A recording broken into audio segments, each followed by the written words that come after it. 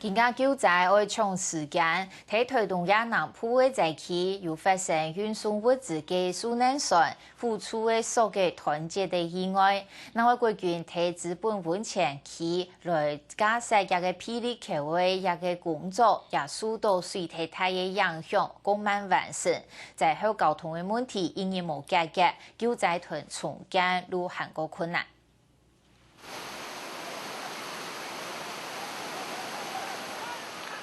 江副上渡在论苏南船结束嘅，因为勘得強強嘅水流殺斷體咧，加在跌落水道嘅救難人員，見到分駐所所長莊延祥，馬上就本應救上岸咧。所謂斷體嘅力量動態，連岸船停手嘅救難人員就受傷咧。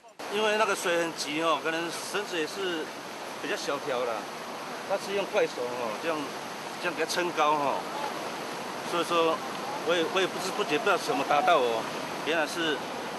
那個繩子的那個打到。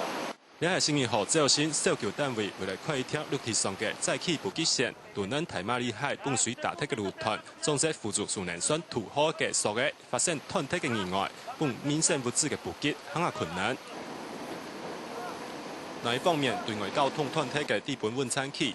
延田朝鮮國軍架設培力口嘅計劃，納入到水勢統計，地區嘅新重建嘅人數，預算要到13號朝鮮曾做架設完成，受到交通中斷嘅影響，本當地嘅飯店業者嘅大風量，足足跌嚟將權切生。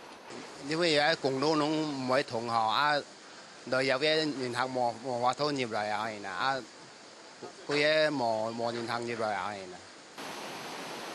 另外，目前因為太馬里海造太水，變到從古島嘅金峰鄉加蘭村冇設立嘅37戶居民，目前先發現已經冇缺水斷電嘅問題。不過，還係當時有民生物資嘅補給。有沒有問題？只是很多那個沒有青菜啊。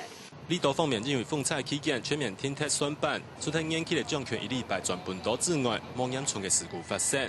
連接離島交通嘅副港港，因為本大量漂流木射到黏黏，所以冇法度作業，無所從離島轉推動嘅船班，那該重新趕上岸。你係大家望領嘅，除咗遷轉失蹤嘅因後之外，最希望嘅係交通嘅問題，就得合一解決。那麼無論係救災，定係民眾嘅生活問題，就冇法度徹底解決。客家新聞新聞推動報道。